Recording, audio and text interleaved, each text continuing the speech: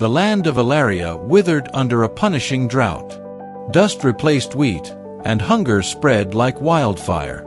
Amid the despair, the people placed their hope in the royal granary, stocked under King Joseph's watchful rule. Protected day and night, its grain was to feed the starving through the dry months. But one morning, chaos broke out. The vast granary, once overflowing, had been nearly emptied overnight. Dozens of sacks were gone, yet there were no signs of forced entry. The guards, baffled and panicked, sounded the alarm. In a land hanging by a thread, this was catastrophe. Whispers of betrayal swept through the capital like a storm. The people demanded answers.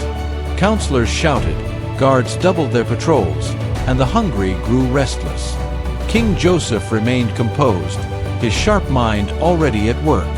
To him, theft was not just an act of desperation, it was a message. In the outskirts of the city, a poor farmer named Elian was caught dragging several grain sacks through the river reeds. The guards, desperate for justice, saw what they needed, a criminal caught red-handed. Elian pleaded innocence, saying he found the grain abandoned, but few listened. He was hauled into the royal court, trembling in his patched tunic. Nobles scoffed, some calling for immediate punishment. "A thief," they sneered, "and a foolish one at that." But King Joseph's gaze was locked on the sacks, his eyes narrowing in thought. As accusations flew, Elian kept insisting he knew nothing of any theft. He had only taken what he thought was discarded grain. It was a weak defense, but his voice held a ring of truth the king couldn't ignore. Joseph leaned closer to the evidence. Something felt wrong. He would not rush to judgment. The courtroom buzzed with tension. King Joseph approached the stolen grain sacks, his fingers brushing the seal, a wax imprint of the royal crest. At first glance, it seemed authentic. But then he paused. The crest was backward, mirrored like a poor forgery. Only someone with intimate knowledge of palace protocols would attempt to copy the seal. But to invert it, that was the mistake of someone too familiar, someone who no longer paid attention to the details. No outsider could have done this. The king stood slowly, turning to the court. "This seal is wrong," he announced. "And that tells me the thief is not outside these walls, but within them." A hush fell across the room. Whispers replaced jeers. Elian, kneeling and trembling, looked up in confusion. He had not been cleared yet, but the tide had begun to shift. King Joseph ordered Elian's detainment, but not as a prisoner. Instead, he kept the farmer under quiet guard while investigating further. That night, Joseph visited the granary himself. He found the locks untouched, doors unbroken. No signs of brute force. But something caught his eye, faint scuff marks near the back wall. He moved aside crates, revealing a curious stone slab. Pressing on its edges, it shifted open with a creak of ancient hinges. A tunnel stretched beyond, narrow and damp, vanishing into darkness. This was no recent construction. It was a hidden artery, unknown to most, and perfect for a silent theft. Joseph descended, torch in hand. The tunnel bent toward the palace, confirming his suspicions.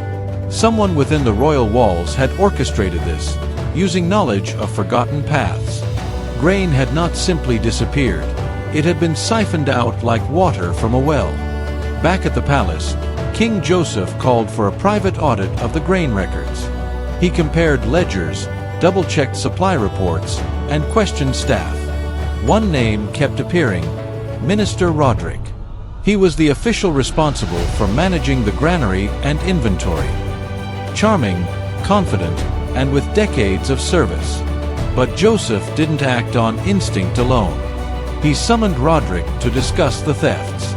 The minister feigned outrage, insisting on harsher punishments and greater surveillance. His words were sharp, but his eyes, too calm, too rehearsed. Joseph said nothing.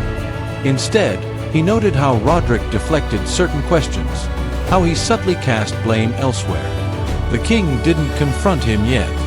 Instead, he widened the net. If it wasn't Roderick, someone close to him was involved. The trail of grain dust would eventually lead somewhere. And so, the king waited and watched.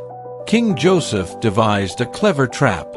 He ordered a secret reserve of grain placed back in the granary, spread rumors that it came from the northern stores, and instructed guards to step back just before nightfall.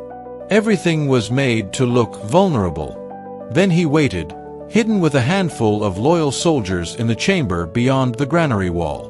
The air was thick with anticipation. Torches flickered low. Hours passed. Then, at midnight, faint footsteps echoed from within the tunnel. A hooded figure emerged, creeping toward the newly placed grain sacks. The king watched in silence. But as the thief approached, they stopped suddenly. Something was off. The sacks weren't marked the same. They turned back, vanishing into the tunnel before taking anything. The king didn't pursue. Instead, he smiled. Whoever it was, they were cautious and close. The failed theft told Joseph much. This wasn't desperation. It was calculation. He returned to the palace, watching his court more closely than ever. He took note of who asked questions and who remained silent. The tunnel had a second entrance. Someone had knowledge of both ends. Servants whispered about Elian's innocence. The farmer sat in the palace gardens now, under gentle watch. His story never changed. He found the grain near the river. No more, no less. Joseph began to believe him. Back in the granary tunnel, workers uncovered old markings, symbols used by the king's architects to denote secret routes. Only high-ranking advisors had access to those blueprints, and someone had been using them for weeks. But who? Roderick was a strong candidate, but the king wasn't sure. There was one person he hadn't yet considered. Someone even closer. King Joseph returned to his chambers and studied an old map of the palace. One path from the tunnel led suspiciously close to the royal treasury. That passage was sealed long ago, except by a small group of engineers who maintained the infrastructure. He summoned them quietly, asking about recent access. One name surfaced, Captain Merrick, the head of palace security. A loyal figure by appearance, always seen beside the guards. He had overseen the night shifts, managed the postings, and strangely, his name was absent from all theft investigation reports. Joseph frowned. He had been watching the wrong man. He called for a silent watch on Captain Marek's quarters. The king had no proof, yet, but something told him the end of the mystery was near. The final play had begun. Captain Merrick was a war hero, respected by nobles and feared by criminals. But Joseph saw what others didn't. The captain had recently acquired a parcel of land outside the city, too expensive for a soldier's pay. And inside his chamber, hidden beneath a loose floorboard, guards found sacks of grain bearing the same inverted seal. When confronted, Merrick remained stone-faced. "I did what I had to," he said. "The ministers hoard power. The poor starve. I took what should have been shared." But his words were hollow. He had sold the grain to private merchants, profiting off famine. King Joseph listened without rage. "You would steal from the hungry and disguise it as justice?" he asked. Merrick had no answer. The court gathered the next morning. The real traitor stood in chains. Elian, the farmer, was called forward. "You were wronged," Joseph said before all, "and your name shall be restored." Captain Merrick was stripped of rank and exiled beyond the kingdom's borders. King Joseph issued a decree. Any future thefts from royal stores would be treated as treason, no matter the rank of the thief.